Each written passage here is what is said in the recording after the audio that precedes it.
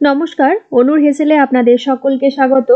আজ আপনাদের বানিয়ে দেখাবো কুমড়ো পাতার বড়ার রেসিপি, যা বানানো খুবই সহজ আর গরম ভাতের প্রথম পাতে খেতে জাস্ট ফাটাফাটি লাগে। এই বড়া থাকলে মাছ মাংসের কোনো প্রয়োজন হবে না।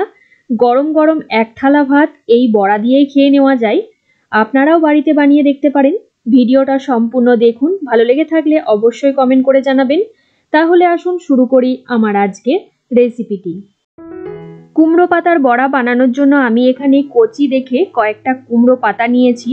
এখন বর্ষাকালে বেশ সুন্দর ঢলা ঢলা কুমড়ো পাতাগুলো হয়েছে, দেখেই বড়া বানাতে ইচ্ছা হলো। দেখুন পাতাগুলো কি সুন্দর সবুজ আর কত বড় বড়। প্রথমে আমি পাতাগুলো জল দিয়ে ভালো করে ধুয়ে পরিষ্কার করে নিয়েছি।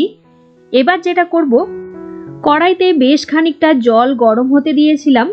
খুব বেশি গরম করব না, হালকা মানে আঙ্গুল দেওয়া যাবে সেই রকম গরম করব। তারপর এর মধ্যে দিয়ে দিলাম 1 টেবিল চামচের মতো নুন। নুনটা জলের সাথে ভালো করে মিশিয়ে নেব।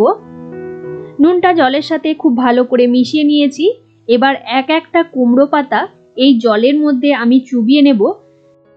কুমড়ো পাতা যেহেতু একটু মোটা আর গাটাও একটু খসখসে টাইপের হয়, তাই এইভাবে গরম জলে একটু হালকা করে ভাপিয়ে নিলে পাতাগুলো নরম হয়ে যাবে আর খসখসে ভাবটাও থাকবে না। এইভাবে একটু করে গরম জলে ভালো করে চুবিয়ে তুলে নিয়ে জলটা ঝরিয়ে নেব। একইভাবে সব পাতাগুলো জলে ভাপিয়ে জল থেকে তুলে জলটা ভালো করে ঝরিয়ে নিচ্ছি। সব পাতাগুলো জলে ভাপিয়ে নেওয়া হয়ে গেছে। এবার এদিকে দেখুন আমি হাফ কাপ মসুর ডাল আগের থেকে মানে 1 ঘন্টা আগে জলে ভিজিয়ে রেখেছিলাম। ডালটা ভিজে গেছে। এবার এই ডালটার একটা পেস্ট তৈরি করব। নিয়ে নিয়েছি মিক্সির ছোট জারটা, তার মধ্যে নিয়ে নেব ভিজিয়ে রাখা মসুর ডাল।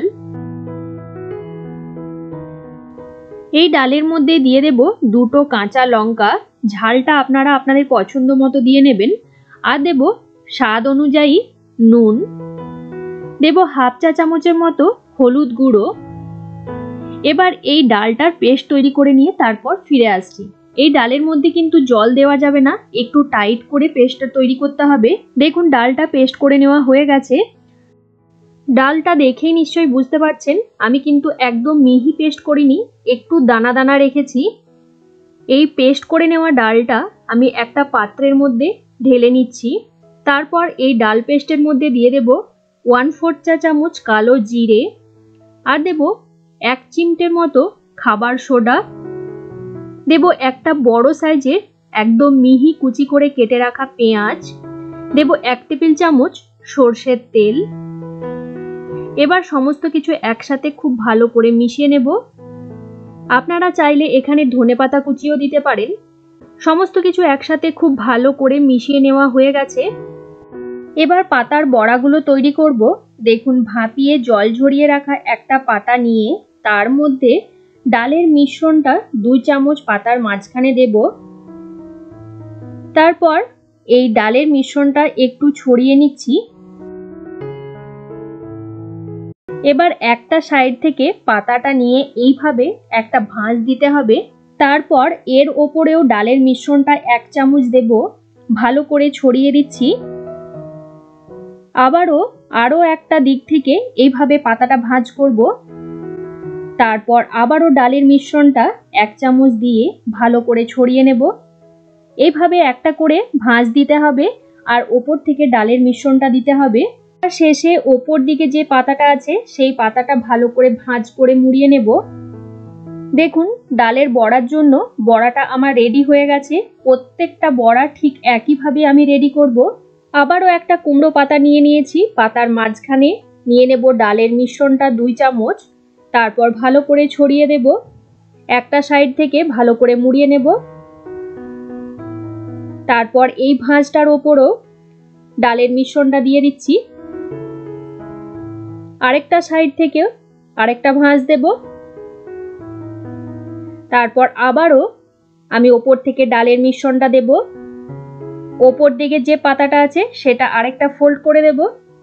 ব্যাস, বড়াটা তৈরি। সব বড়াগুলো ঠিক একইভাবে আমি তৈরি করে নিয়েছি। এবার বড়াগুলো ভেজে নেওয়ার পালা। দেখুন বড়াটা দেখতে ঠিক এই রকম হবে, একটা চৌকো মতো শেপ আসবে। বড়াগুলো ভাজবার জন্য আমি এখানে একটা তাওয়া বসিয়ে নিয়েছি। তাওয়ার মধ্যে দিয়ে দেব বেশ কিছুটা পরিমাণ সর্ষের তেল। এই বড়াগুলো কিন্তু সর্ষের তেলে ভাজলেই বেশি ভালো লাগবে খেতে। তেলটা ভালোভাবে গরম করে নিয়ে তারপর তেলের মধ্যে আমি দিয়ে দেব বানিয়ে রাখা বড়াগুলো। আমি একটা ব্যাচে দুটো করে বড়া ভেজে নেব। এইরকম ছড়ানো যদি তাওয়া বা ফ্রাইং প্যানে বড়াগুলো ভাজা হয় তাহলে কিন্তু ভাজতে বেশি সুবিধা হয়। একটা সাইড হালকা করে ভেজে নিয়ে আমি অপর সাইডটা উল্টে নেব। আর অবশ্যই গ্যাসের ফ্লেমটাকে কিন্তু লোতে রাখতে হবে। একটা সাইড ভেজে নেওয়ার পর আমি অপর সাইডটা উল্টে নিলাম। অপর সাইডটাও আমি সুন্দর করে ভেজে নেব। আর উল্টানোর সময় কিন্তু দুটো খুন্তি বা দুটো চামচ ব্যবহার করবেন, তা না হলে কিন্তু বড়াগুলো ভেঙে যেতে পারে। এইভাবে উল্টে পাল্টে আমি দুটো সাইড সুন্দর করে ভেজে নেব। এই বড়াগুলো একটু সময় নিয়ে ভাজতে হবে, তা না হলে বড়ার উপরটা ভাজা হয়ে যাবে কিন্তু ভেতরে কাঁচা থেকে যাবে। বড়াগুলো ভালো করে ভেজে নেওয়া হয়ে গেছে। এবার বড়াগুলো তেল থেকে তুলে নেব। তারপর গরম গরম ভাতের সাথে গরম কুমড়ো পাতার বড়া পরিবেশন করব। আমার আজকের এই কুমড়ো পাতার বড়ার রেসিপি কেমন লাগলো অবশ্যই কমেন্ট করে জানাবেন। রেসিপিটা ভালো লেগে থাকলে আপনারাও বাড়িতে বানিয়ে দেখতে পারেন। আশা রাখি আপনাদেরও ভীষণ ভালো লাগবে। ভিডিওটা ছেড়ে যাওয়ার আগে একটা লাইক করে দেবেন আর আপনারা আপনাদের বন্ধুদের সাথে রেসিপিটা শেয়ার করুন। যারা যারা এখনো পর্যন্ত আমার চ্যানেলটা সাবস্ক্রাইব করেননি তারা সাবস্ক্রাইব করে পাশের বেল নোটিফিকেশনটা প্রেস করে অল অপশনটা প্রেস করে রাখবেন। তাহলে আমি চ্যানেলে যখনই কোনো নতুন রেসিপি শেয়ার করব সবার প্রথমে নোটিফিকেশন আপনাদের কাছে পৌঁছে যাবে।